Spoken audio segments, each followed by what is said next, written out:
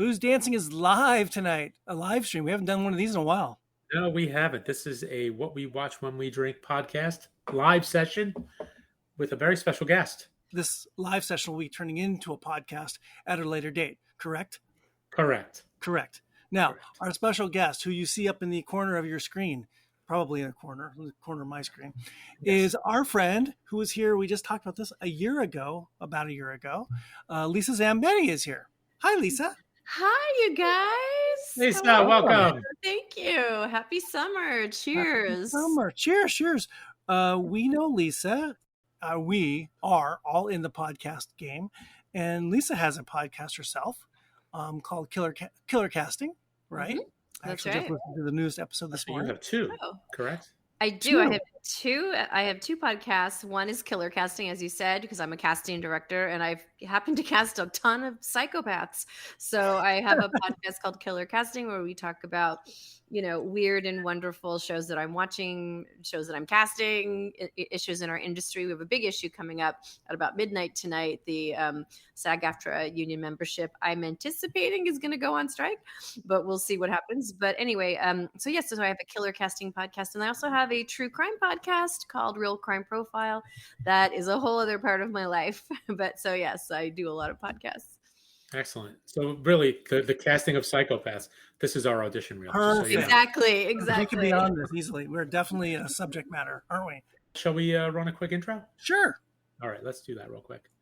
And welcome to What We Watch When We Drink, a Booze Dancing Entertainment Network podcast featuring lively discussions about movies, TV shows, and anything else that we're watching while we drink our favorite boozy beverages. If you enjoy this show, please subscribe on Apple, Spotify, Stitcher, Google, Audible, and anywhere else you get your podcasts. You can also find us on boozdancing.com, and if you have any questions, comments, show or drink suggestions, email us at boozdancing@gmail.com. We'd love to hear from you. And we are back. Live. And where can people be watching this if they're not watching? If they can tell somebody where to watch this, where should they tell them to go? We got YouTube. We're on our Facebook page. Facebook. It's Booze Dancing on the Facebook page. LinkedIn, I think. LinkedIn. And Twitter. So you can put your resume up and Exactly. and watch this live stream. See? So this is an audition. This is a job interview. It's everything all at once. Everything all at once. I love it. It's everything everywhere all at once. Speaking of which, yes, we have a little person from that movie that pops up in The Bear too. That was a nice surprise. Who? Did they? Who? Oh, wait, we'll come to it. We'll come to that. Okay. Okay, we'll get to that. We'll get to that. So this is What We Watch When We Drink. So the key word in all that is drink. Are we drinking tonight, kids? Yes. What are we drinking? I have some red wine. I believe it is a nice little, very cheap Pinot Noir that I'm enjoying. Fine with us. We're cheap little bottles of wines ourselves. Sure. Okay, Aaron, what do you got? I actually made a little cocktail. I made a G&T, gin and tonic with the Levantine gin from Israel. Okay. Yeah, our friends from Impex. Oh, that's good. JVS. That's very good. Yep. Because it's very hot here. By the way, Lisa, where are you right now? I'm in LA. You're in LA. I'm in LA. It's smoking hot here. Finally, yes, Yes, hot. it's smoking. And where are you? And Me, how hot is it? And what are you drinking? It's about, I think it hit 94 today. Hey now. But I was in an air-conditioned office, so it didn't really matter. I went from an air-conditioned house to a car to the office. I was outside for maybe all of 5 minutes. It's been 72 for you all day. Pretty much, yeah. 72. So I've got a Johnny Walker 18. It is a bit of a drag. So Clink, clink. Cheers, all. All right. Cheers, folks. There we go. Okay. All right. So, Lisa, before we get too far along, you were here a year ago, and you found her podcast, right? Yes. And talk about Killer Casting for a bit, because I think that's just a fascinating, kind of related to what we do here. Talking about what people are watching and the people that are in the shows that we watch, right? Yeah, well, because I spent many, many years casting a long-running procedural called Criminal Minds. It's a very dark show, and it just suited me. So that made me watch other really dark shows and want to talk about them. For me, when I watch a show that I'm really passionate about, I want to jump on the phone, or go to coffee and like talk about it. And so when you have a podcast, and I know so many people who are in the industry who also want to talk about it, and it's just great to break it down. And I love when I'm really into a show, I'll go and search podcasts so I can kind of relive the episode or whatever. And so I kind of want to do that too. And especially because I have kind of a unique perspective. I love talking about the casting and the actors and how a lot of the actors I know and have auditioned for me before. And it's cool to watch them in, different roles. And I like to break down the writing and the directing and the production value. I love talking about wallpaper. I'm a real nerd about looking in the background of a scene and looking what the wallpaper is, what the color of the walls are. We're going to talk about the bear. In the bear, there's a lot of blue. There's a lot of blue tones in the bear. And I just love calling that out and talking about it. So, yeah. When you're looking for people to play parts, how much guidance are you getting from production? Are they getting very specific about, we want someone this tall, we want someone ethnic, non-ethnic, accent, this one right-handed, left-handed? How? Yeah, well, it all starts with the writer. It starts with the script, what's on the page, and then you have a lot of meetings with the writer, with the director, with the producers to talk about, okay, who do we really want for this role? Can we open it up to different ethnicities or different body types, to different whatever, and then you start the work of auditioning people or collecting tapes and stuff, and you just sort of it's kind of like in human resources when you have a job description out there and you get all these resumes, you got to hone down until you have your candidates. And that's kind of the same thing in a more creative way in casting. And you might have 5 people show up for a producer callback who look nothing alike, who are completely different, but who at their essence, at their core, are the character. And it's just sort of up to the producers to go, okay, that guy, or that lady or whatever, so it's a whole process to get to that answer. Is the casting business different now than it was when you first started? Well, it's different since the pandemic, because before the pandemic we were, I had an office and actors would come to my office and wait in the lobby and get really nervous and then come into my little taping room, and they would audition for me live. And then if they made the cut, then they would go and audition for a callback with all the other executives and higher up people. But now we don't do that anymore because of the pandemic. We couldn't be live in person. So everything went to a self-tape. So an actor now will just be by themselves in their house, in their apartment, and tape themselves. Wow. And send me the tape. And then I look through all the tapes, and then we'll either decide who to cast just from those tapes, or we'll do a live Zoom audition like this with, the directors and the actor and me all on like this, and do, read the scenes and stuff like that. So it is completely different in that we don't, very rarely in the last few years have I had to be in person. That's amazing. Yeah, it's really, really changed. So I guess one good thing that comes out of that is the geography now doesn't matter, right? You could be talking to someone in Germany. Yeah. Or somebody gets from wherever in the world could send you a tape. That's right. Well, depending on what the project is, that's true. However, you still have to, like, if it's shooting in LA, you have to live here, right? You have to be technically by the rules of the union, you have to be an LA local hire, or all these other things kick you out. The producers have to pay for your hotel and pay for your travel. And they usually don't want to do that. They want, but yeah, theoretically you could be anywhere. And a lot of people, like right now, are on vacation. So I've been casting something and people are, in their hotel rooms sometimes when we do our Zoom audition. And so in a way that's really great, because it unbinds you from being stuck in either LA or New York or, a major hub. You can live really anywhere as long as you can tape. Wow. Funny how the world has changed in so many ways for so many different industries, just Absolutely. because of these computers. And necessity. I mean, we had to. There was no way for us to be in person. There was all kinds of constraints because of the pandemic. So, and then it just never went back,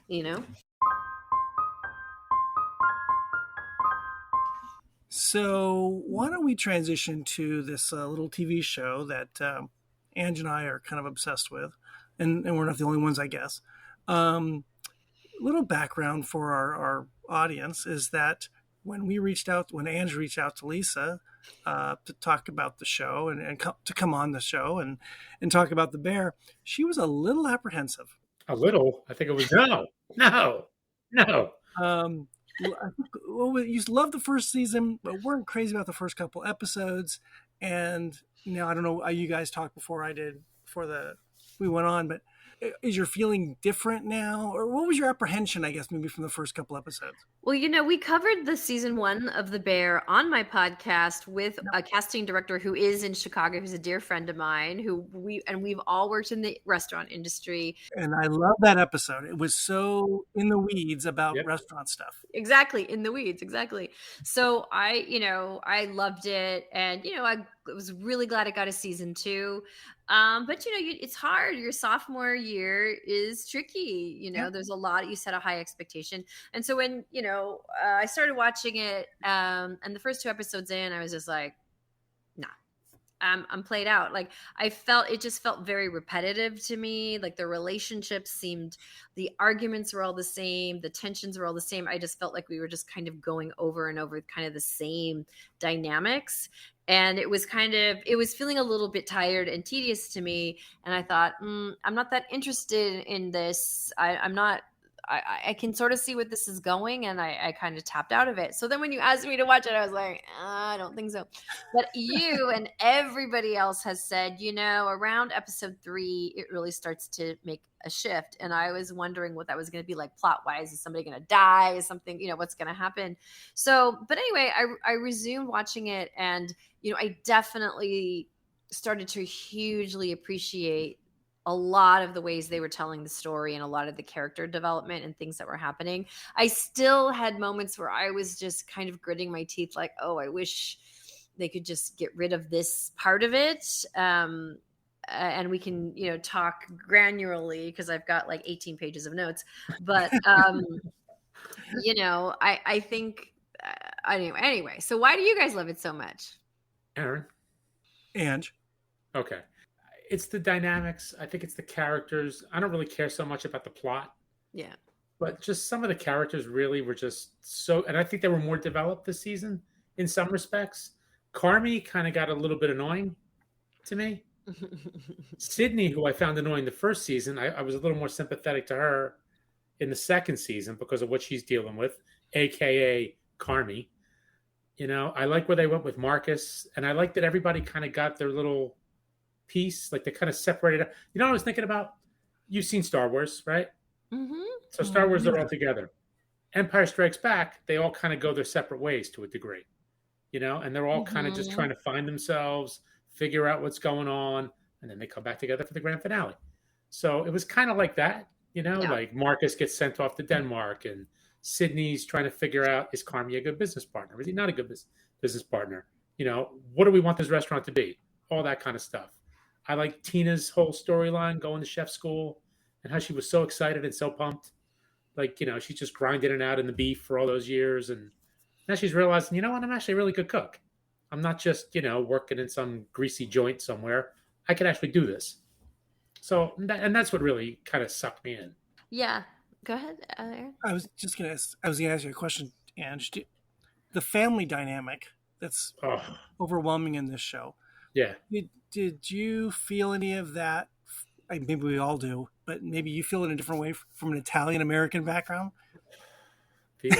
Sorry. Do you need to call a counselor at the moment? Please. The drama. But I don't know. Everyone says it's Italian-Americans, this, that, the other thing. But I mean, is a Jewish family any different? Is an Irish family any different? It's family. It's like, it's like, you've got 3 kids, Aaron. I've got 2. You've got, what, 2 boys, Lisa? Yeah. So you know how they are. They're always a pain in the ass with their parents, but with everybody else, they're great. But the parents can just kind of, parents, family, nobody gets on your nerves like family. Right. So I think that you said something really important, Angelo, is that when the characters are going off on their separate journeys, that's when I was really getting more engaged. Same Carmy here. starts, at the moment that Carmy, meets his old, crush Claire, that was fucking hot. I don't know if you say the fuck word on this show, but anyway. Sure, why not? I mean, that chemistry is like a casting director's dream when they're just. Is it the blue eyes that are just like magnified in there? God, that's so crazy. Well, it's just the chemistry. Like they're just in this little bodega, and I think that's where they run into each other at the grocery store, and they're just like leaning against the glass, kind of each of their heads against the glass. And there was just something so lovely about that interchange. I mean, that chemistry is money. And I have no idea if Molly Gordon, who plays Claire, if she auditioned for that role and they did chemistry reads, or if it was just an offer. She's a pretty well-known actress. She did a really wonderful arc on Animal Kingdom. And so, I've known her since she was really, really young. I'm not sure how that all came together. I'm sure Jeremy Allen White was very protective about who was going to play opposite him. And maybe they already knew each other. I'm not sure. But that chemistry was so palpable. And she's just matured as an actress in such a wonderful way that's when I was like, okay, I'm into this. Well, and, Here's a question for you. So she was on Rami, right, Aaron? And she was the love interest, sort of, in like the first season of Rami or the second. He dated him twice, I think. Right. Christopher Storer directed some episodes of Rami. Right. So I guess there's there's that interconnection. They're all with FX. They're in the FX universe. Yeah. So I guess that sure. probably helps get your foot in the door. Absolutely. I would think. And Rami himself directed one of them. And he directed. Yeah. So that's true. That's probably there are those connections there. But so that love story developing was great. And, and what also hooked me was when, Sid, the young, chef de cuisine, she starts going around Chicago tasting food. And so that was I really love that montage, that collage of seeing Chicago and seeing real restaurateurs. I mean, I don't think a lot of those people were actors that she was interacting with. And I think that, and there's one scene where she's talking to this chef and he's like hand cutting a side of beef. Yeah. I don't know if you know anything about that. That is like one of the most dangerous, hardest jobs is disarticulating a side of beef. You have to have real skill to do that. And I really started... And strength. A side of beef. Strength, yes. That's a couple 100 pounds. I mean, that's not like... And those knives are like not... You're not just going to have a little nick on your hand if you miss, one of the rib bones. But that's where it kind of started to me. It's like this love. It's this love letter to Chicago. It's a love letter to the craft. Malcolm Gladwell talks about the 3,000 hours. I don't know if you're familiar with that. 10,000 hours. 10,000 hours. Right. Yeah. 10,000 hours to become an expert at anything. Right. And that's where the show really starts to just blow kisses at that, like how hard it is to become good at just one thing, just making the perfect ravioli, just making. And so that's where I started to get really ignited. And then when the show, as you mentioned, Angelo, when I forget the character's name, but he goes to Copenhagen. Marcus. When Marcus goes to Copenhagen, which is so wonderful because I think, for a big teddy bear African-American man to go to a country that has probably like a negative Black population and for him to be a very, I'm getting a feedback. I don't know if you're hearing feedback on. Yeah, I hear it. I hear some crackling. Is that you, Aaron? I do not hear it. Let me unplug I think it's Aaron. Yeah. Anyway, go ahead, Lisa. Anyway, to see that wonderful big lug of a guy going to Copenhagen and getting his bearings and being that fish out of water. I mean, I love that. Seeing him, his big, huge frame in this tiny little houseboat and then they have this great cameo by Will Poulter, this British actor, and just that quiet perseverance of perfection that you have in the backs of kitchens. I mean, that's when I was like, all right, I'm into this. So yeah, that was really lovely. And the photography, Jesus Christ. Mm-hmm. It was just, they just stepped it up like so many levels with everything. It's like, I don't know, maybe they got more drones this time around, or I don't know how they do it. But, well, not only that, I mean, you're right. I mean, that kind of cinematography is not cheap, and going to Copenhagen to really shoot that. And then just the cast budget. I mean, you have this Christmas Eve episode the cast budget for all of those cameos kind of was staggering me, because that's something that I do in my job. I have to budget for all of that stuff and go back to the studio and say, hey, we can get, Bob Odenkirk, but he's going to be $75,000 for the day. I mean, just even if they all work for scale, all of those people, John Mulaney, Sarah Paulson, like we said, Jamie Lee, who just won the Oscar for Everything Everywhere All at Once. I mean, okay. That's what I forgot she was in that. Yeah. Even if they're just working for scale, let's just say scale, which is going to be $10,000. And they probably had to shoot that in one day, I would imagine, to have everybody's schedules aligned. Yeah. That's a lot of clams,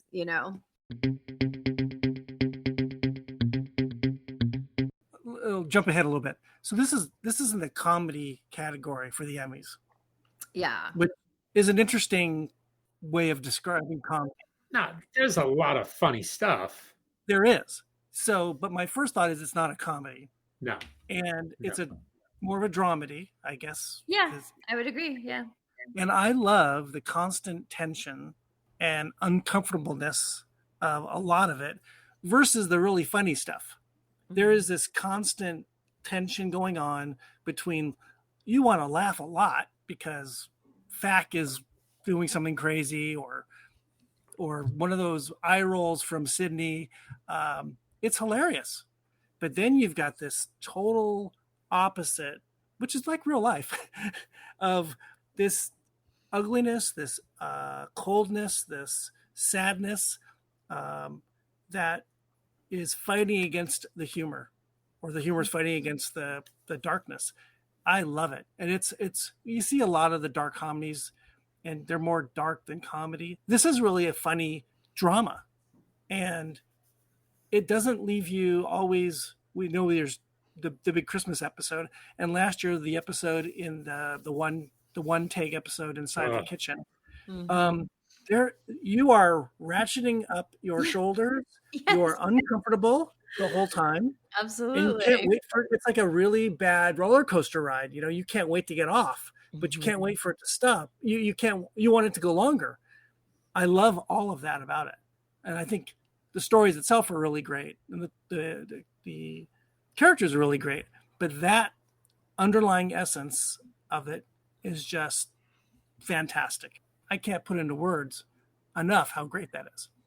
Yeah, I agree that, you only have to sort of define yourself as, are you a comedy or are you a drama in terms of the Emmy Awards? I mean, this kind of just sort of defies category, but you're right. They're really great at ratcheting up the stakes on so many levels, the financial level, as you mentioned, the family dynamic level. Like, there are so many pieces of tension, of failure and history and, so many things.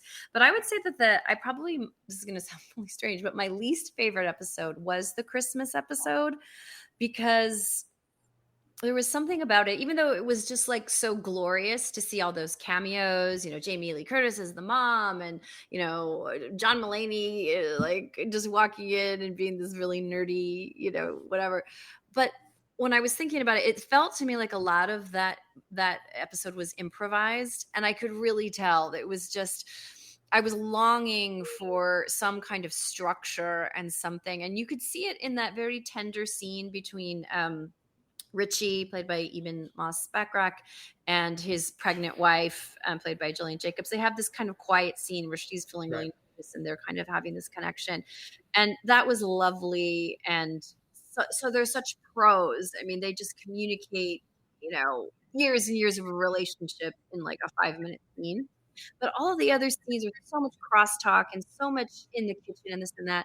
And I started thinking, like, if these weren't all cast with all these stars, would I really care about the scene of the mom kind of just being over the top and crazy, and all of these cast of characters coming in and out? Like, it just started to lose itself with me, because it was just like so repetitive, and it just felt like it just needed structure until the very end, of course, when the car crashes through the door or whatever. But I don't know. I love all those actors. I love Bob Odenkirk. I thought he was, fantastic in it, but it was so repetitive to me. So I heard Christopher Storer, is that his last name? Yeah. Showrunner, talk about that episode. And we knew. I remember reading a year ago or so that Odenkirk was going to be on, and you think Odenkirk's going to be on. He's going to be. Is it a recurring character? He's probably going to be some business guy or some I doubt he's going to be a chef. Maybe he's going to be a family member. But you don't know about these other people that are going to be on. So as Storer says, this was meant to, like in his own life, when you go to that holiday event, family event, and you see all these people you haven't seen in a year or longer. And then there's people all out of context. Why is that person here? Who is that person? Right. And you're thrown into this party or social event, and it's kind of chaotic. And, and if it's a family one, it's Thanksgiving, for instance, all of a sudden you haven't seen, it's happened in my house. And you people haven't seen each other, and it's weird. It's uncomfortable. How do you start the conversations? And some people are just like the facts, just talk baseball cards out of the blue. There's no like, hello, how are you? It's just weird. And he wanted to portray that. Yeah. And by having those big names and faces, it was even more, I think his goal was more abrupt and more shocking as you as a guest coming into this house, the Brazzato house, and going, whoa, what are all these people here for? Yeah. And I think on that level, it really works. And the tension level is just off the chart. Yeah, I had a little PTSD at that one, but it was good. It was fun. I've watched it twice. No, I've watched it 3 times, actually. I mean, I get what you're saying, and I completely understand that. But there was never a moment when I wasn't going, oh, Jamie Lee looks really good. Is that really her blonde hair? Look at those nails they put on her. It's like I had this inner monologue that was just never was never not forgetting who all these people were, and I wasn't able to disappear. Interesting. I couldn't disappear into the family of it all. I sort of get that. Remember Mayor of Easttown? Yeah, I covered that too in my show. Yeah, it took me a couple episodes to get past that it was Kate Winslet. Sure. Me too. Yeah, it was just distracting. I'm like, that's Kate Winslet, and she's outside of Philadelphia right now playing a Delaware County girl. Right. So it was just kind of funny. But the unstructuredness of, there's a reason why writers are writers. And improv is great, but when it's so all over the place and you just see people saying the same beat over and over again, it's not really getting anywhere. How many times can, Abby Elliott's character say, Mom, are you okay? Are you okay? Yeah. It's just like, okay, you get it. You're worried about her and she's drinking. How many times can we have the shot of you pouring out I don't know. It just felt really repetitive. But that said, you do have to have, it was an important episode to have. It sets up so much, so much. Down the road. And the finale it sets up too. With Jamie Lee and, showing up and all that kind of stuff. Yeah. So but I think go ahead. No, I was going to say, but I much preferred, like we kept saying, like each of them goes on a journey. And when Richie goes, that's just a great episode of him going to intern, at this shishi mishi arty farty restaurant. He hates to get up at 5:30 in the morning. And then by the end, he's like up early and he really becomes, he falls in love with the passion that all of these people have and the precision and the craft. And that was a great, we would call it as a character redemption arc, right? It starts in one place and you kind of know, okay, he's going to turn into like the best, whatever expediter, under their tutelage. But that was very satisfying and wonderful, and such great actors. We've talked about this on the podcast. By the way, Richie wears suits now. Yeah, he does wear suits. Sure does. He looks good. He looks very good. He was great. That episode might be my favorite of the season. Mm-hmm. But anyway, go ahead. We talk about. I'm not a huge fan of flashbacks. Mm-hmm. I'm not a huge fan of especially ensemble casts where you have to every character has to have. I think it goes back to Lost. Lost was like the king and queen of that, where every of the 40 characters had to have their dedicated episode of going back to find out where they came from. Mm-hmm. And it's been overdone, I think, in Hollywood. And this is interesting because there's not a lot of that except this one episode. There's a little bit in the first season with Carmy back with Michael, with his brother. with his brother, but also in the restaurant he worked at with Remember with Joel Joel McHale. McHale. Right. Joel McHale, yes. But really, there's not a lot. That's about it. And this one episode, the Christmas episode, the fishes, is sort of this all at once. You get it all at once. You're getting all the backstory, a lot of it, not all of it, 99% of the backstory of what this family dynamic is all about. And there's no more. That's it. And I kind of like that. We're not regurgitating every episode some part of Richie's, 12-year-old self or car, time in Copenhagen. I enjoy that. Let's be linear and let's go forward and find out where these people are going. And yes, you find out about where they were, but we're not going to go nuts about it, I think, except in one episode. What was neat too, and I think you mentioned it, they use photographs a lot to just have, to kind of tell you who's who and all that good stuff. Yeah. My daughter and I rewatched the season over the last few days, and the very first episode, there's a bunch of pictures on a table, one of the first early scenes in episode 1, and Carmy's looking at him, and so is Richie, and there's a picture of Jamie Lee Curtis, and you would have not noticed it. Right. Some of the pictures are askew. They're not like looking right at you. They're upside down or whatever. Oh, shoot, I should have clued in on that long ago. But yeah, that's another way of going backwards without going for a whole separate storyline. I agree. No, but they have like a brilliant device is that they have this countdown to when the restaurant is going to have to open. And that's just a great device as you count down the weeks. And the other great thing is then you also have a pregnancy. So that anytime there's a pregnancy, you're also counting you're on the down. clock. Every second counts. Right. That's like time is an underlying theme here as well. And I think what's really good about the number of weeks till the opening, if you were a really jaded TV watcher, you'd say, this all can't, if you didn't have that, this can't happen. How can they build a place in 3 months? How can you train a staff like so quickly? How can you hire all these people so fast? But with the element of time and this clock, I think you can divorce yourself from that compression that half-hour TV does to you, that you're trying to compress 3 months, 4 months into 10 episodes. But if you have a clock telling you, okay, this is really 12 weeks, this is another 3 weeks, it makes it easier on to swallow all that. You have to, there's in TV, you have to swallow reality, whatever is thrown at you because it's TV. You can't show everything. And that helps, I think, the viewer to understand a sense of time and not get sucked into, that can't happen. It's impossible, right? Yeah, but I didn't find it that I opened a restaurant in New York City many years ago. And you have to get that fucking thing open.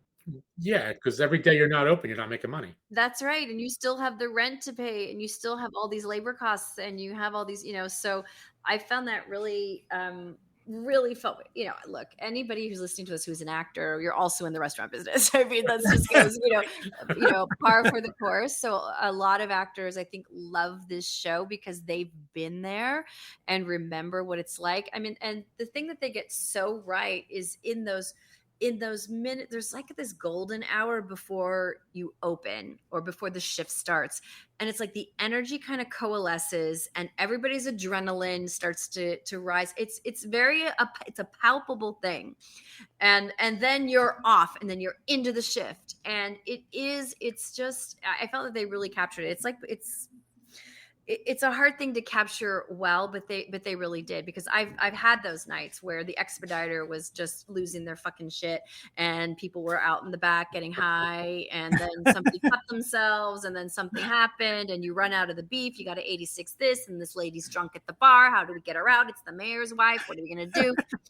There are so many things, and then these two over here, they're like fucking in the kitchen. Like people are going into the broom closet and like, snorting cocaine. There's a tremendous amount of drugs going on, in a restaurant and food. And it's just, I don't know. I found it really brought me back. I mean, even to the point when I worked at the 21 Club in New York City, and I had to measure how far the silverware was from the edge of the table. And I was trained that when a guest gets up to go to the restroom, you push in their chair, you fold their napkin a certain way. And I was in a private room once, as the waiter, but I was really just there to stand there in this private room with Rush Limbaugh, and the governor of California at the time was Pete Wilson, and Ariana Huffington, and all this very intimate dinner where they were talking about all kinds of things that I could have tweeted out if we had Twitter at the time. But I was just like standing there at attention. I was like part of the fucking furniture in case they needed a drink, or in case they dropped their fork, or in case they needed their mouth wiped or something like that. So it is interesting, the different lo-fi and hi-fi levels of the restaurant industry, and they capture that. I heard Dave Chang's podcast a few days ago talking about the show, and he was exactly what you're saying. There was, some technical stuff that he wasn't, that's not totally legit, but the essence of what the kitchen is and what a restaurant is well done. And I've heard it from a few different people that are in the restaurant business. That is what we're talking about. It's not perfect, but it's TV. It's a TV version, but it is so, it's really fun for an outsider. I've never worked in a restaurant, is getting the backside story, getting into the weeds, and really kind of, you figure any industry out. Like, I don't know, pick an industry, engineering or whatever. If you're an outsider and you hear all this stuff, it's all jargon. You don't know what they're talking about, but it's fascinating. It's like, that's my favorite thing. It's like Star Trek when they have to go on, when Leonard Nimoy has to go on some long thing about some aliens on another planet. You totally have to get absorbed. You do get absorbed in the language and in the dialogue and the jargon, even though you don't have no idea what they're talking about. And but it makes you think. But I love that. I do too. I love seeing people in their element doing this thing that they do the best in the world and that I could never do. And I also love just watching real-time cooking, also because I'm a huge fan of Top Chef and all those cooking shows. But and in the classic movie Big Night, the very last scene is Stanley Tucci just making omelet, almost like with one hand. He just makes this omelet like he's done it a million times in one pan, and they all share it and eat it. I mean, it's a silent scene, but it's just so compelling to watch somebody actually cooking. Any show that has that, or any movie that has that, I'm a real sucker for that. Food aspect of it is like the food's a character, of course, right? And that aspect of the show is interesting because Christopher Store's sister, who is the food consultant on the show, she's a restaurateur. She's a chef. And she works with Maddie Matheson, who he's a total chef. He's had many restaurants, and now he's becoming an actor. And they are the food people. I think he's still becoming. I think he has a ways to go. Yeah, he does. But he's don't sell him short, man. I think he's maybe never going to be like winning an Oscar, but I think he's got some interesting abilities. He's never going to be great, I don't think, but he's got some interesting abilities for the kinds of roles he can get, I think. Well, in my professional opinion, one of my favorite actors was Philip Seymour Hoffman, who is just a genius and was lost way too soon. But one of his first, things he did that people knew him for was a god-awful performance in the movie Twister, where he played this big personality. Hey, dude, we're gonna go find some, whatever is, And it was a painful performance because it was so pushed. And I think he even has said that was his least favorite performance. He was out of his depth and he was pushing way too hard. And I think, just because you're on screen and you're being loud doesn't mean that you're funny or you're acting. And so even in the first season, he really stood out to me as being kind of the weak link in the chain. And he's not an actor, and he's there for a lot of different reasons, and he could be used really well. But I think that he overstayed his welcome. And was kind of for me, the weak link in all of these relationships, because it was so pushed, because everything had to be a joke and he always had to be the center of attention and always, drawing attention to himself. And it just, for me, I didn't buy it for a single minute. Now, maybe that is how he is in his real life, and that's great. But have you seen his YouTube channel? Yeah. No. He's out of control. That's awesome. He's got thousands of cooking videos, and he's great. But I don't even think he's the same person on the video that he is as a character. He's a bit larger than life. He's gone through. He's a big guy. He's a big guy. He's definitely had some issues in his own personal life that he's gotten. Yeah, lots of chefs do. 100%. There's a huge addiction because you're up all night and early in the morning, and all kinds of things are going on. But for me, it wore out its welcome, and it was sucking the air out of a lot of scenes that it didn't need to. It's kind of like just like watching a toddler. Like, for a while they're really cute, but then like they want your attention and they're inserting themselves into the scene so much. It's like, okay, we get it. That's just my opinion. But there are plenty of real people who can do really amazing turns when they're used well, and they don't need to be actors for sure. We did an episode about the movie, The Menu. Did you see The Menu? Mm-mm. It is sort of a riff a bit on the high-end food documentary show, as well as being this high-end, over-the-top kind of chef who makes a plate of nothing is like $1,000. There's nothing there, but it's something special, because I've been working on making a plate of nothing for a long time. There's actually just a dish, and right, it's like empty canvas in a museum or something. Totally, exactly.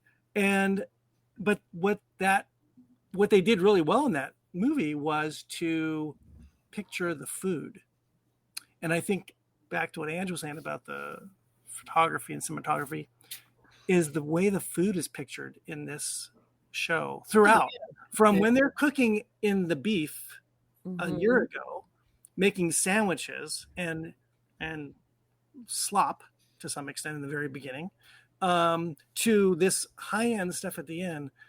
It is just dramatic. We see it a lot in documentaries and these million food shows that are out there. It's beautiful. Yeah, it's hard not to want. I want that. I want one of those Marcus donuts. I want one of those 3-layer. A little cinnamon roll. How about the little cinnamon roll? Yeah, the bucatini with the that's fantastic. Going back to what you said about the putting the silverware in the right place on the napkin, and that whole discussion about the forks in that restaurant that Richie works at is so great, because it's about service. It's about more than service. It's about making that customer feel special. And if that fork has a spot on it, it's not right. Yeah. Well, it's about integrity. It's about, maybe somebody else wouldn't notice, but we know that that's not as good as it should be and can be. And we've all been in restaurants where one of the tines on a fork is tweaked out. Yeah. We've seen it, right? One of the spoons is sort of bent. Or it's got some egg on it they couldn't get off in the dish. Or it's got some egg on it, right? Yeah. Or there's some lipstick on the glass. That's right. And you think about it, and you think, did this place care enough about? Are they caring enough about their patrons? I don't know. By the way, the book that Richie's reading, so the book is called Unreasonable Hospitality. And it's a real book, and I'm actually kind of curious to get it. And it's, what's it called? What's it say? Unreasonable Hospitality. It's by a guy, Will Judara, and he was former co-owner of 11 Madison Park. That's a restaurant? Yeah, in New York. But it sounds like, all the extreme things they talked about in the restaurant Richie was working in, where, the people came in, they saved all their money, they wouldn't give them the bill, or they do the research. It sounds like in this book, they did all that stuff. It sounds pretty wild. So, yeah, I wouldn't be surprised if those restaurants weren't based on real, Yes. on, you know, Yeah, the Olivia Colman. Now that's one cameo that I think was worth it, having Olivia Colman. That was awesome. play I'm the just chef. sitting there and I'm watching. It's Olivia fucking Colman. I Holy know, crap. but- And she just but- came out of nowhere.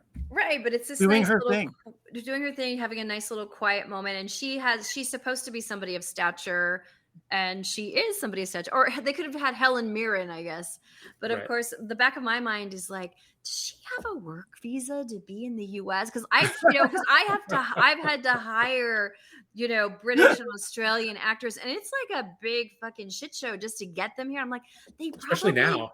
well, yeah, and they probably, I would guess, I don't know if this is true, but they probably had an easier time flying out Richie to act with her there, you know, Interesting. shooting out that scene rather than bringing her here. Weirdly enough, I mean, I have no idea if that's what they did, but that's like what comes to mind. But yeah, I just loved that. I thought it was fantastic. And you mentioned the book that Richie's reading. Yeah. I sent you a link yesterday Uh-huh. from someone on some website who Oh, yeah. All the cookbooks that were in who the... went through. Yeah, Ludo Bites. I noticed that. Yeah. Oh my God, it was Yeah. awesome. It was so great. But books are really important in this whole 2 seasons. There's Yeah. books throughout. Coach K's book is like on Sydney's, hip pocket, and and has no idea who Coach K is. And Right. and taking notes is endless. Taking notes in their own little notebooks. Richie's doing that. Richie's got every book imaginable, and is that and I'm assuming that's a real thing. People are taking notes constantly in little books, and if you're a chef, You're breaking up. I'm breaking up. Let me Okay. unplug it. I'll replug. You know, actually, Lisa, it's funny when your phone just went off. Uh-huh. All the little like noises and everything that happened throughout the whole season of the whole season, like in the first episode with the alarm going off, where they're trying to talk to the uncle. To get the money. Right. And then the last episode, and it's just the bells ringing and this going off and this timer going off. Oh my God! It's just maddening. But what a great device to have in the season finale, to have Carmen literally locked in the walk-in, which is everybody's nightmare. I've never walked into a big walk-in and not been afraid that I would be locked in. I mean, that's like just everybody's nightmare. But to have him after all of this, unable to complete his shift and have to give over the control to everybody else, and everybody else having to step up. I mean, that's just such great storytelling. I mean, that's just such great drama. I just loved it. And also this concept of something I was really thinking, maybe because everybody's about to go on strike and people have been on strike, but this idea that your employer, look, what's Marcus, he basically can only make cakes, right? And instead of firing his ass and hiring a pastry chef who can do higher level things, this employer invests in him. Right. And sends him to Copenhagen and trusts that he's going to learn, he's going to bring that knowledge back and use it for the family good, the restaurant family good. Right. When he could take those skills and go work at a much more established, less risky place. And I just love that idea that you're investing in the people who are working for you, that you're trusting that they're going to come back. And they're trusting you that you're not just going to dump them because, like Tina is a little bit older and doesn't have the skills, but they trust that she can get those skills. And I just thought that, I mean, I don't even know if that's even an American value anymore, because we're just in such a... There's no loyalty. I mean, and I'd love to think that the creators of The Bear feel that is still, like, I don't know if that is even still true anymore, and I hope it is, but I don't know. Definitely, I think, of course, one of the major themes is family, right? All of these people are family. They're family from day one. They were family when Michael ran the restaurant, and they're still family when Carm comes back. And he and Sydney, they don't even decide, it is. This is our family. We're not letting go of these people. We're going to keep them part of our, whatever this next step is going to be, which seems ludicrous that you're taking a sandwich shop and creating this hopefully starred restaurant at one point, and taking these people that make sandwiches and put them into this total world they've never been into. But your family, you're going to go with us on this venture if you want to go. Yeah. And speaking of family, what a great cameo by Robert Townsend. I mean, come on. That was just genius. He's so wonderful. I didn't realize it was him. He just brought it. I think he elevated her performance, quite honestly. And I thought that was awesome. She is amazing, Sydney. She is just grown on me from day one. And you can see this growth in her too. And she considers herself a partner in this whole thing. And you don't know we have no idea. We just assume this is Michael Carmy's business. Him and his sister. They are the equity people in this business. But you get the sense that Sydney feels like she's a partner, and that word partner comes up a lot. From her point of view, she feels like she's a partner. Not that she's jealous of Claire, the new girlfriend, but that there is an intimacy when you're a work wife or a work husband or a work partnership. There's an intimacy there. You're going through battles together that your romantic partner isn't necessarily going to be part of. So that was really interesting. And I'm really glad that the writers didn't try to make there be a love connection there between them. Or between her and Marcus necessarily. You could see that in the hands of another showrunner, you might want to ship those people together. But that had a really great balance. And I think that it's a much fresher way to go, that people are not just hooking up, just for the sake of will they, won't they kind of a thing. The Carmy-Sydney relationship is fascinating. He to her is like this Hall of Fame chef. She wants to be him. She wants all the stuff that he's had, she wants. And she's failed in her little process getting to where she's kind of forced herself into this place and given herself a job, in essence, in the beginning, last season. And now she's right in the thick of things. And she is to the point where their relationship is, she can tell him and say things to him, pretty much, whatever she wants to say. Mm-hmm. And he feels confident in her to let her make decisions on certain things. It's an interesting dynamic. And that scene underneath the table, when they're fixing the table, is this non-sexual, non-platonic relationship, work relationship, friends relationship, people that respect each other relationship. And you see it all there at once. We trust each other to do this thing, whether it's going to succeed or not. And we're going to go for it together. We're going to let it rip together. And It's really pretty. It's really beautiful. Yeah, it is. Definitely one of the strengths of the show. I was going to ask you guys about one person. Well, uh-oh. I'm looking for my notes. Sorry. I thought you were frozen for a moment. I really was frozen. He pulled a Sydney from the Denmark episode. Feeding the cat that's not there. Uh-huh. What's funny is the names of the episodes are really funny. I don't remember what episode season 1 was about, but the episodes are named foods. Yep. So I got the list right here. Beef, pasta, Sunday, honeydew. It sounds like it's like codes. It doesn't seem like they're real. It's codes. So season 1 was System, Hands, Brigade, Dogs, Sheridan, Ceres series. I don't know. Review, and then Brajol. Oh, that's funny. The Brajol. And this is all about food. It's just all about food. Oh, except for the word forks. Yes. Right. And the fork thing is fascinating. It's because it starts in this very first episode. And it's an ongoing theme. It's a theme for sure. They're very good in the writing about keeping a theme and going forward with it. Yeah. And you can come back to all these things after seeing it more than once. You see those things again and again and again. That's so great. The fork thing is just, it's funny, and that the fishes episode with Barenthal going nuts and throwing forks, and then the fork ends up at the end, the last shot in the, what's the dessert called? The cannoli. Cannoli, thank you. And then what does he make it his dessert at the end is a cannoli, right? Yeah. And Yeah. forks are an issue. It's all about forks. Life is all about forks, isn't it? This fork and show, I'll tell you. This fork and show.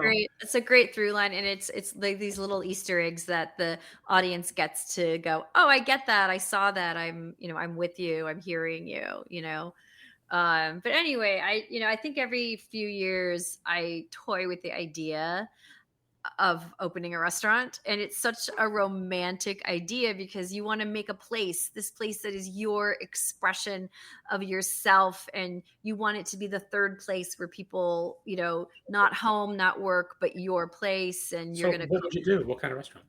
I mean, I've always thought about, some version of an Italian restaurant, something like that. And I have it all in my mind, the design, but then, it's such a romanticized thing because once you get into the actual running and the overhead and the worry and the prices and the staffing, pretty soon you just, your dream is very quickly crushed. But it's but that it's a very romantic idea, and I think that's why I love watching people actually try to do it. I get it. I totally get it. Yeah, I've always wanted like a bar and grill. Be just Who doesn't want to be Sam Malone behind the bar? Something like that. My wife and I were in Chicago last year. And we stopped in a little place for coffee, and it was a little French-looking little pastry shop coffee place. One person there, one woman, the owner, and it seemed like she ran the place by herself. And we walked away thinking, boy, what a really neat little place. But even the smallest of restaurants have all the same problems. They have to buy inventory. They have to worry about costs. They have to worry about that one employee who doesn't show up every day. Or who's stealing from you. The employee's stealing stuff. Yeah. Not getting the coffee that you ordered on time, and all of a sudden you can't, or not getting napkins or what, and you have to run over to CVS to get napkins for the day. It's the same thing even at the smallest of levels, and then when you get to the bear type level, or somewhere even in between, like Lisa's dream, or maybe larger, it's magnified. It's even worse. And I can't imagine the stress. I can't imagine, because the reality is it's not easy. It's a lot of work. Well, even like thinking about, how are you going to run out of stuff in the middle of a shift? What if the branzino doesn't sell tonight? Everybody wants a lamb chop. Well, that's the thing. Like, what's selling tonight? What's hot? What can your servers unload and all of that stuff? And then figuring out and how much to charge something. What is the price point that is going to make your locals go, what the fuck? This used to be our local place. Now you want $18 for a plate of spaghetti. All that happens in my neighborhood all the time.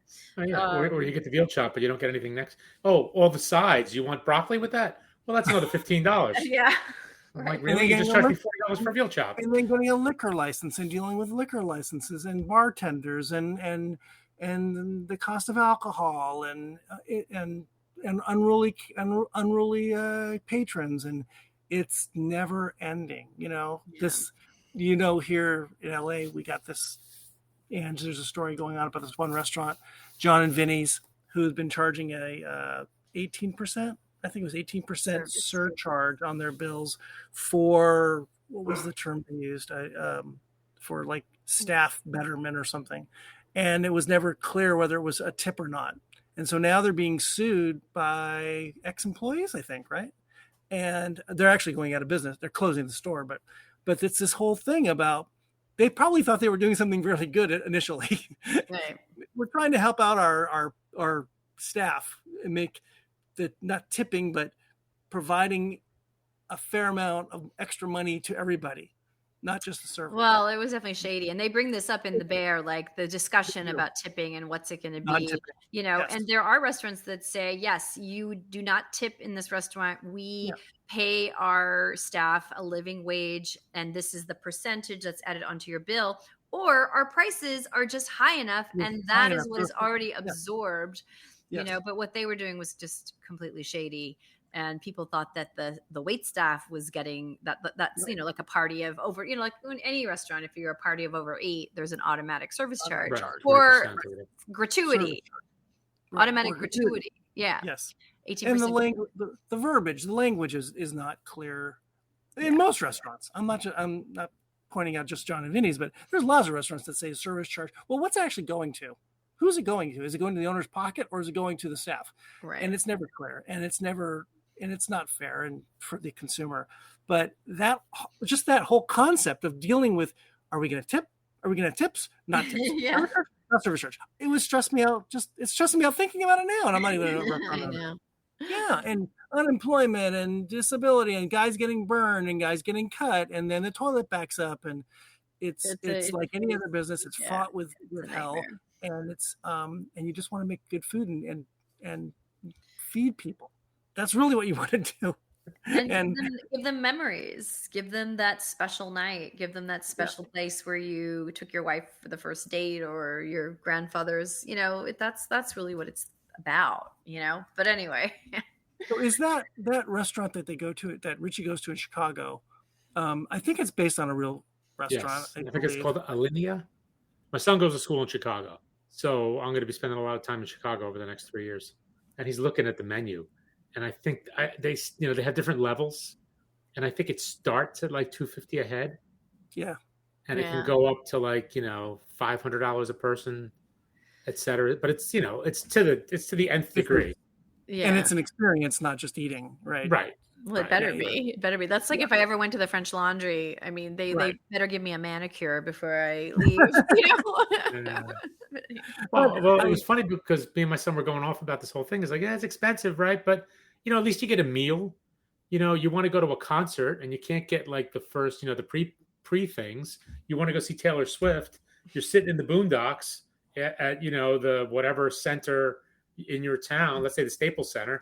You're all the way in the rafters, and you paid $500 a ticket for what? Yeah. To watch Taylor Swift on the Jumbotron?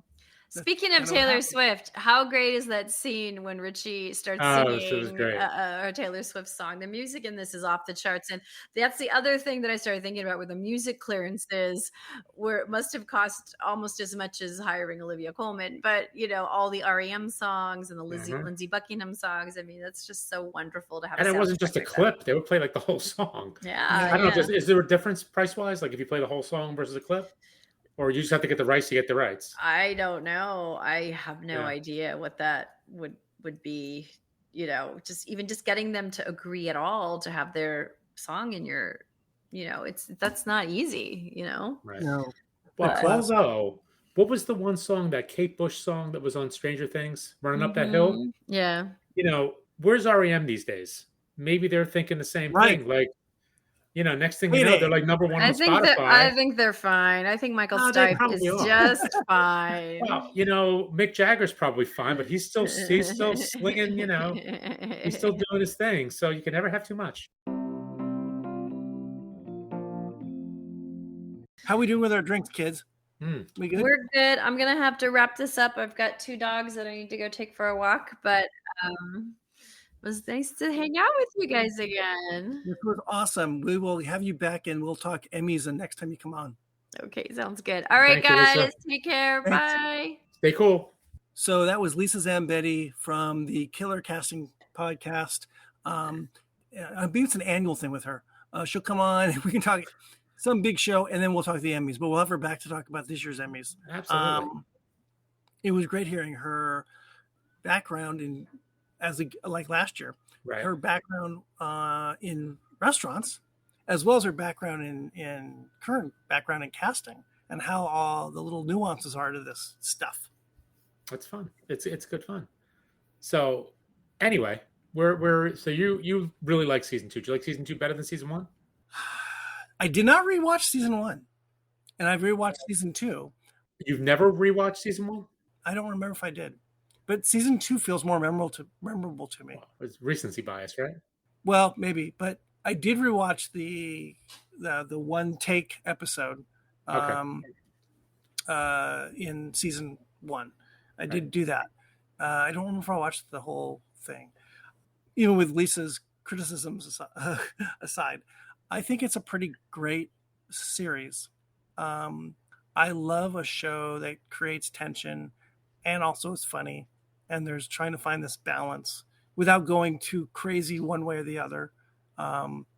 Even in the Fishes episode, the way the family talks to each other, their interpersonal relationships in the way they speak is funny.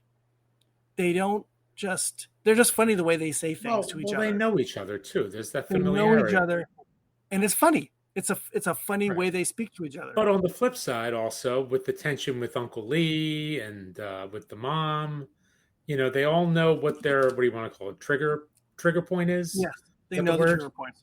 Yes. They know what's going to set somebody off. Yes. Like, don't ask mom, is she okay? She's going to that. lose it. Yes. Don't interrupt Michael when he's telling the same story again, over and over again. Don't go in the kitchen, right? When he tells Stevie, don't go in the kitchen. Don't do it. And he goes in the kitchen. And most importantly, don't bring an eighth fish. And don't bring it.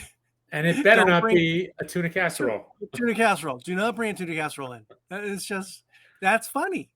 By the way, his character, I really like Natalie's husband because he just can't fit in. He is literally the square peg in the round hole. Right. He's trying so hard, to just, and I think he genuinely likes everybody. I just remembered where I know him from. Where one thing I know him from. He's in commercials. He's in those. The insurance commercials. The insurance commercial. Yeah, that's he's one. Like the one about Don't Be Your Parents. Yes, he's in that. I think he was in this Netflix show, and I think it's a Duplass Brothers show, but they're not in it. And it was called Love. And it's with what's her name too, right? Jacobs. Yes, Jillian Jacobs. Her. What's her name? Jillian, is that it? Jillian Jacobs, right? Yeah. Is that right? Yes. Doesn't sound right. Yeah.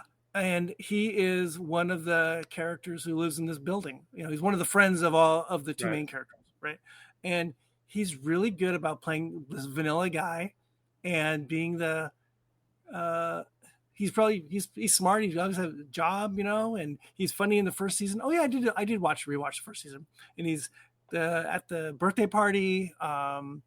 He's very good, and he's one of those side characters that you need to break tension. And his heart's in the right place, and he's trying to do the right thing by the family and bring people together. Yep. But maybe he's not totally in tune with the Berzato clan. I don't totally agree with Lisa on Neil Fack, on Manny and Matt. I thought he was fun. I get where she's coming from. I understand it. I get it too. No, I was going to say, I think he's a little under the radar.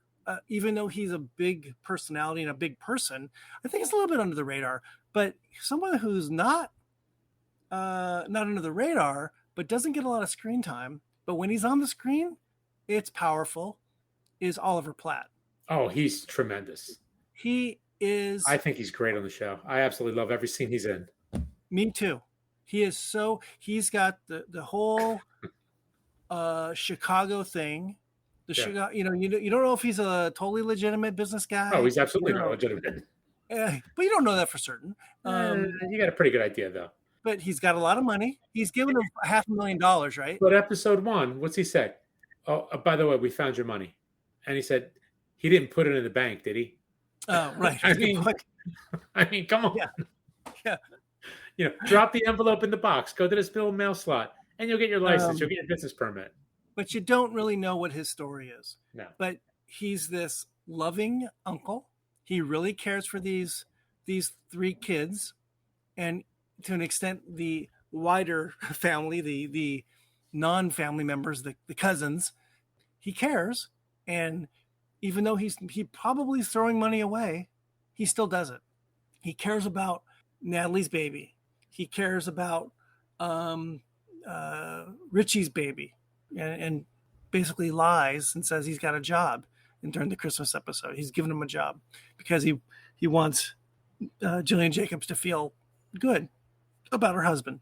One telling line, it's very obvious, is when he's talking to Carmy, and Carmy tells him he has a girlfriend, and he's very happy for him, but he says, "Uh-oh." Yeah, she told this whole story to him about the Cubs and Bartman and taking your eye off the ball. And that is the kind of thing that can take your eye off the ball. Yep. Is having an outside relationship, right?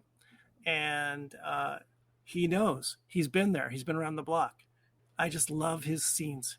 He just is so powerful and so great in those, and funny. He's another funny guy. Yep. His lines are so funny. He's great. And I told you before, I wasn't a huge fan of Oliver Platt in the past. Me neither. I haven't seen him in much, but he really works in this show. Yes. He really, really works in this show. And honestly, I think, okay, so if you had to rank the 10 episodes, right? And you remember what they were: beef, pasta, Sunday, honeydew, which is Marcus going to Copenhagen, pop, fishes, forks, bolognese, omelet, and the bear. But do you have a favorite episode? I really loved the fishes. It's for all the things I said before. It's just an amalgamation of what this family's chaos is about and dysfunction is about, and done in a way that I think maybe it's a bit over the top. I'll agree with Lisa. Oh, it's a lot over the top.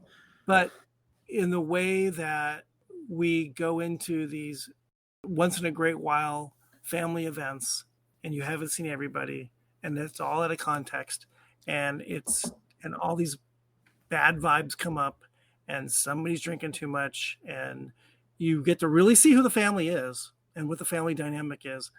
You really can understand where Carmy's from all this, and what he grew up with, and what the three kids grew up with. I just think it was spectacular. I think it'll be talked about for many, many years. It was over the top, but in a strange way, I can kind of relate to it. You know, you've been there. You've been there when the tension's all ratcheted up, and you're just waiting for something to happen. You're waiting for the fire to the conflagration to start. Yeah, you're waiting for the fire suppression system to fail and the house to blow up. Totally. Yes. I not to talk about family, because this is going to be on the pod, but there's just sometimes you walk into, like, with your parents, you walk in there and there's something hanging out there, and they're just waiting for the right moment. Been there many times. Yeah, so you just know. You see the look on their face. You kind of sense the tone. A little more quiet than usual because they're holding back and they're just waiting. You just know what's going to happen. You're waiting for that balloon to pop. All the cliches about those family events are true for a reason. Now, this was turned up to 11. It was. But it happens. Yeah. So, I loved all the episodes, and I think those first two were a little bit, maybe I could understand where Lisa was coming from on those. The last three episodes are just, like, off the chart. They're just great. And it's hard to rank them, of course, but the last episode's great. The Fishes is great. And I really, really enjoyed Marcus's and Richie's individual episodes. Yeah, so did I. And the thing with Marcus's, I think it was almost like, it almost was really serene and, like, controlled, where everything was more, like, precise. You know what I mean? He was, like, studying with the master. Yeah. Learning, trying different things.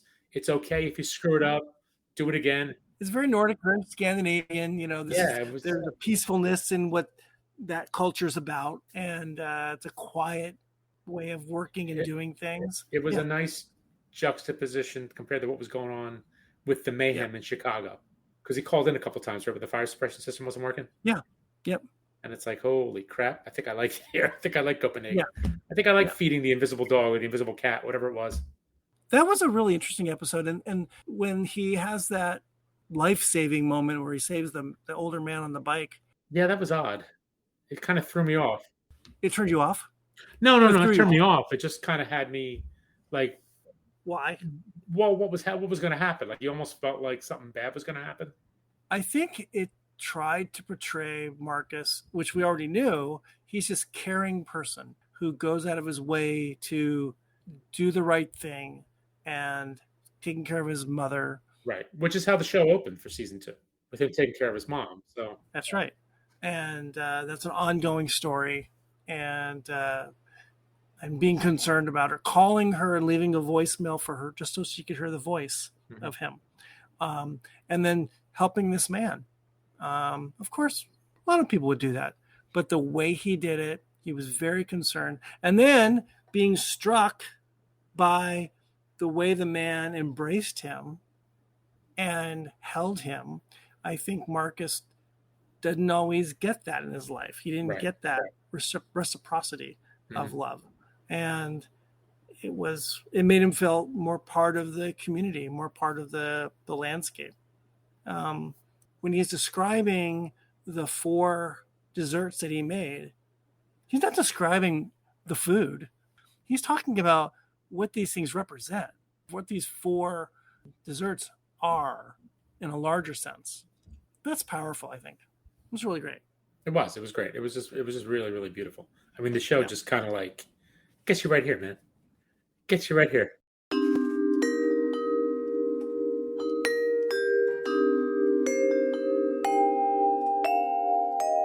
You know, Carmy's interesting because I would guess that lots of chefs that go through this process at that level of cooking, of restaurant life, can come out being a total dick. Mm-hmm. Right? Absolutely. Carmy's not. As damaged as he is, he's doing these nice things for people. Granted, he has to do some things because of money. He's gone to Copenhagen and he comes back and he makes Sprite for his sister-in-law. Right. Cousin-in-law. He's a good-hearted person with all the flaws that he has and crap that he's been through, all the wars that he's been through with his family. So, I don't know. It's all funny. It's all fun. And the arcs of all these individuals are really interesting. Even the lesser characters are really interesting. You and I have talked about this off air enough. I was pretty obsessed by this show. Oh, same. I was dreaming about it. I was thinking about it a lot. And I don't know how. I've read a lot about it. I've listened to podcasts about it. I went into somewhat of a mini dive into Manny Matheson. I didn't know who the hell he was. Somebody told me about him. I had no idea what this guy's background was. I had no idea he had a cooking shows. I had no idea he had this YouTube thing. And I started, and I want to make Italian beef like he made it on his YouTube channel. There's so much to this show. It really sucked me in. I'm glad we're doing this now because I want to walk away from it for a while. Right. Because it's been so much a part of me for like 2 months now. Yeah, I get it. It's all consuming. I watched it with my son. Then I watched it again this past weekend. I just wanted to watch it again just to refresh my memory. So, and you pick up on the little details, which is what's great about the show. And I think that's a sign of a good show. You can go back to it and there's always something there. Yeah, there's a lot going on. Right. Like Succession, which is what makes Succession great. You go back and you pick up the little subtle things you might have missed before because they're throwing so much at you. You can only absorb so much in one sitting. I just think it's really special the way that they've gone down the rabbit hole and are nerdy yet really entertaining. So you're saying you like this show? I'm saying I love this show. Yeah. Oh, I'm with you. I'm with you right there. Every once in a while you get that show somewhere in the middle of the year. Oh, that's the best show of the year. At the moment, this is the best show of the year for me by far. I can't even think of anything that's better for me. It's that good. Reservation Dogs is coming out, the new season. And last year, I remember when we had a similar end of the year discussion, and I think I had Reservation Dogs up in the top 1 or 2. Reservation Dogs was 1 for me. There's elements of this show, especially the fishes episode, that will be talked about for many, many years. Like, the last episode of MASH, or the first episode of Mary Tyler Moore, or the first episode of Cheers. It's that kind of show, that episode. Mm-hmm. And then the whole show is just really great. And I think it'll be reflected in year-end ratings and things. Not that that matters, but anyway, that's my 2 cents on the show. I got you. I'm with you 100%. So what do you think? You think we've kicked the bear? I think we've kicked the bear. I think we poked the bear. Did we poke the bear? Now the way you presented this, I think in one of our emails was, why should Mike watch the bear? Why should Mike watch the bear? Because it's an awesome show. It really is. It's a great show, and he likes food, and all the elements of this show. It's got a little bit of everything. There's the family dynamics, there's the restaurant dynamics, there's the, just the interpersonal relationships with work. It's got everything. It's got the arcs of people kind of, like with Richie. Richie was down in the dumps. He was literally in the basement. And by the end of the season, he's the man, right? I mean, Carmy's locked in the freezer, and he's got to step up. And what's he do? He steps up. In the very beginning of last year, when Carmy comes in, and it's his restaurant, even though Richie's worked there, he's got no skin in the game. He's just worked there, as far as we know. Michael left it to Richie, to Carmy, and Carmy wants to make some changes, and Richie goes ballistic, right? No, that's not how we do things here. This is the way it's been. We're not changing. You haven't been here. Well, that arc for him, that growth from that belligerent guy to, okay, I'm part of the team now, and I found my purpose. I found my place. This is what I can do to help this place be the place to get a star. It's very different from where he was 18, 19 episodes ago. Even the little thing he pulled with the interviewee with the napkin and the fork. Oh, it's so good. That was just so funny. Whether it's a real thing or not, I don't know, but it was great. That was. I'm so sure in interview. Well, I mean, that's in a larger sense. People do that kind of crap in interviews all the time. Interviewing techniques, the pencil's not pointing the right direction, or the pen doesn't have a cap on it, and what does that person do? How do they react to it? She did. That person, that one applicant, didn't do the things she should have done, and it's kind of the little things that he learned at that restaurant that he worked at for a week that stuck with him. And that's the little thing that you want your servers or your employees to be aware of and to know, so that they're taking care of people. All right, we did it. We did the bear, and Mike needs to watch the bear. He does need to watch the bear. He needs to watch a lot of things. He needs to watch less Marvel and more of these other things that are just so much better. More bear and less Nessman. Oh wait, that's different. That's a different show. Is that WKRP? And I'm just seeing Joanne McGinnis's comment, and she's right. That whole thing about Richie, I love the transformation of Richie in this episode, in this season. That's what intrigued me. The restaurant was crap and turned into something amazing, as was Richie. That's right, and that's like the whole show. I loved it. And we did it live on Booze Dancing TV live stream with Lisa Zambetti. Really fun night. Great to see her again. And this will be coming to a podcast venue at some point for your listening pleasure. Right? Yes, sir. You can take us out of here whenever you want, my friend. All right. Well, sir, cheers. And thank you for doing this. And again, thank you to Lisa. And yes, the podcast will be out in hopefully a week or two. And thank you to the Bear and FX and Christopher Store and company. Just love your show. And if you want to come on, we'll have you on, Chris. Come on. And and we didn't get paid to say that, but you know what? If they offer us money, we'll take it. Yes. Maddie, if you're out there, Maddie, we want you to come on. Oh, I looked at Dr. Maddie for a while. I want a live instruction on how to make the beef. I am going to make that recipe. All right. I'm going to roll the end credits. All right. Do it. All right. Good night, everybody. Later. If you enjoy this show, please subscribe on Apple, Spotify, Stitcher, Google, Audible, and anywhere else you get your podcasts. You can also find us on boozdancing.com. And if you have any questions, comments, show or drink suggestions, email us at boozdancing@gmail.com. We'd love to hear from you.